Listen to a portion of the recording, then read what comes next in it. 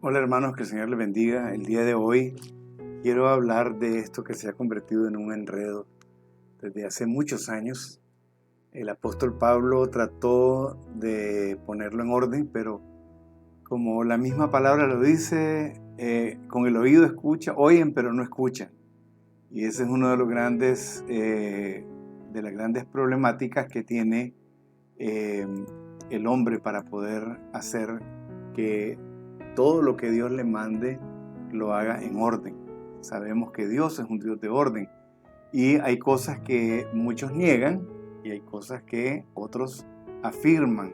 Sin embargo, la palabra de Dios nos habla clara y exclusivamente a nosotros, a la iglesia del Señor Jesucristo. No me refiero a la iglesia evangélica, ni a la iglesia católica, ni a la iglesia anglicana o luterana. Me refiero a la iglesia universal de Cristo. Esa iglesia que solamente Él conoce. Esa iglesia que el día del rapto de la iglesia va a subir gloriosa a recibir al Señor en las nubes.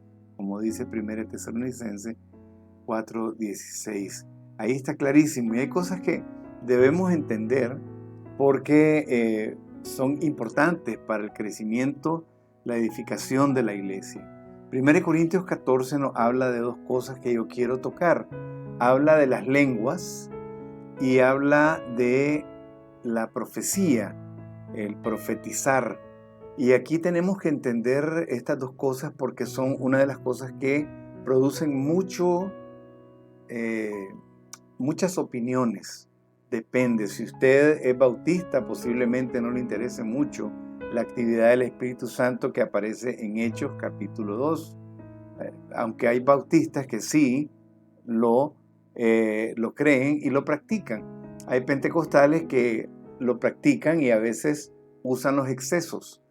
Y estos excesos son los que traen la falta, o el exceso casi siempre es lo que trae confusión, porque uno ve por aquí y uno ve por allá y todo parece estar bien.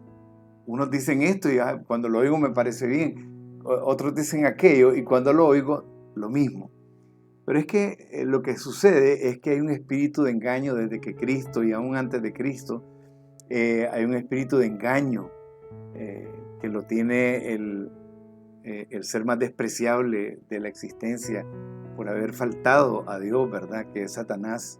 Y aquí encontramos que nosotros, el Señor nos llama muchas veces, miren, tengan mucho cuidado, no se dejen engañar. Ustedes lo encuentran en Mateo 24, en Lucas capítulo 13, y así van oyendo esta palabra y tienen que tener cuidado. Por eso tenemos que basar toda nuestra doctrina, todo el conocimiento en la palabra de Dios. Pero tenemos que ubicarnos también primero.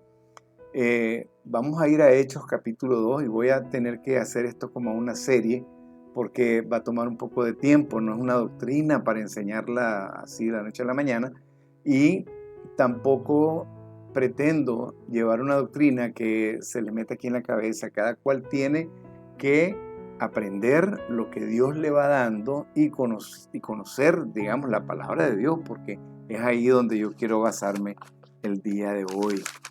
Pero bueno, vamos a ver primero dónde comenzó todo esto.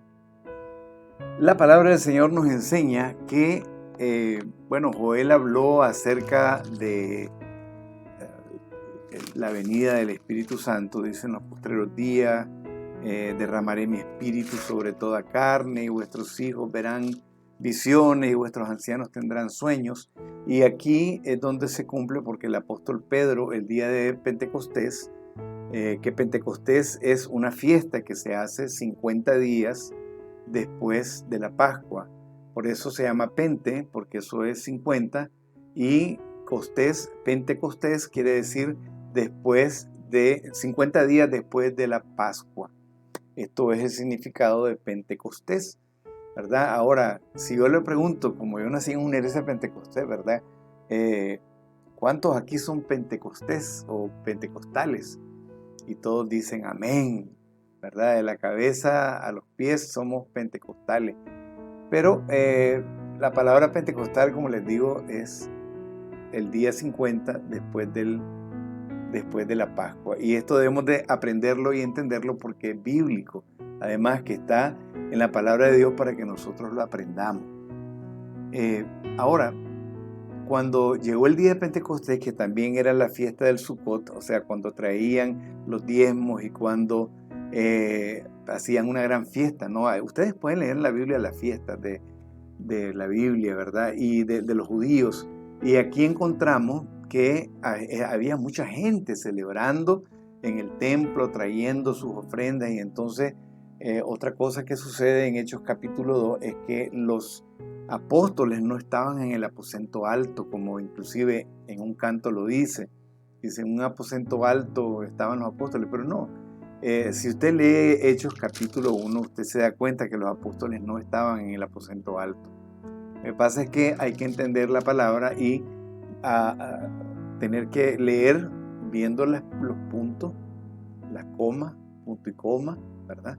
Para que usted entienda lo que la palabra de Dios le está diciendo, ubicarse usted en el tiempo que se está viviendo, porque, por ejemplo, hay un verso bíblico que dice que las mujeres no hablen en la congregación, y eso es prácticamente imposible en el siglo XXI. La mujer tiene las mismas posibilidades del hombre de ser usada por el Señor, así como fue en el tiempo del Señor. ¿Cuántas mujeres no siguieron al Señor? Sin embargo, como era una, ¿cómo podríamos decir? No filosofía, sino que era una tradición que los hombres eran lo mayor y las mujeres estaban allá, ¿verdad? Había una cultura de machismo que nadie puede controlar. Ninguno de ustedes ni yo podemos controlar el machismo, porque no todos somos machistas, ¿verdad? Cuando conocemos y nos educamos de cierta forma, por ejemplo, yo nací en una casa donde mi papá se fue, mi madre fue madre soltera y ella nos enseñó cosas tremendas, pues aprendimos muchas cosas que nos llevaron a tener muchos sentimientos. Y aquí es donde nosotros aprendemos, ¿no? Culturalmente esto es lo que sucede, pues que en ese tiempo las mujeres sí tenían que sujetarse a los hombres y someterse, no sujetarse solamente, someterse.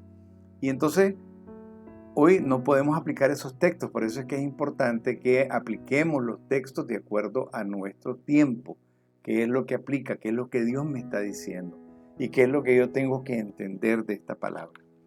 Bueno, ya hablé bastante, ya se me agotó el tiempo, pero quiero llevarlo al primer texto para que ustedes estén preparados para oír el día de mañana lo que tengo que hablar en relación a esto. Comenzó en Isaías capítulo 28, versículos 11 y 12. Aunque hay otros textos anteriormente, este es el texto más, el texto que los apóstoles sacaron a luz como parte de lo que ellos... Acuérdense que los apóstoles hablaron en el Nuevo Testamento cosas que estaban escritas en el Antiguo Testamento, porque en la Biblia encontramos la profecía la profecía bíblica más segura, como dice la palabra, y de ahí es que ellos se agarraban para traer a nosotros una enseñanza que fuera de acuerdo a lo que nosotros necesitamos para este tiempo. Isaías capítulo 28, versículo 11 dice esta profecía: con tartamudez de labios y en lengua extranjera hablará a este pueblo, a los cuales él dijo: este es el reposo, da reposo al cansado, y este es el refrigerio. Mas no quisieron oír. Fíjense que aquí Isaías está hablando acerca del reposo, que es Cristo, porque en él encontramos el reposo. El día sábado, por ejemplo, el día de reposo, lo encontramos en Cristo. Cristo es para nosotros nuestro reposo. En él encontramos que no solamente un día debemos de guardar para el Señor, sino que todos los días estamos estudiando la palabra de Dios. Todos los días estamos orando, todos los días estamos cantando, porque para nosotros el reposo, el día de reposo, es el Señor Jesucristo. Así que habla de dos cosas. Una, que con tartamudez de labios, ¿verdad? Porque luego vamos a hablar de la lengua, si es la lengua la que habla, o si es la boca la que habla, o si son los labios los que hablan. Vamos a hablar de eso. Con tartamudez de labios y en lengua extranjera hablará este pueblo. Está hablando del Señor, ¿verdad? Así va a hablar a este pueblo. a los cuales dijo, este es el reposo, da reposo al cansado, y este es el refrigerio, mas no quisieron oír, ¿verdad? Allá en Juan capítulo 1 dice que a los suyos vino, pero los suyos no le recibieron, ¿verdad? Voy a dejarlo aquí, mis queridos hermanos. Voy a hablar el día de mañana acerca de lo que sucedió en Jerusalén, capítulo 2 de Hechos de los Apóstoles. Que Dios les bendiga y hasta el día de mañana, Dios mediante.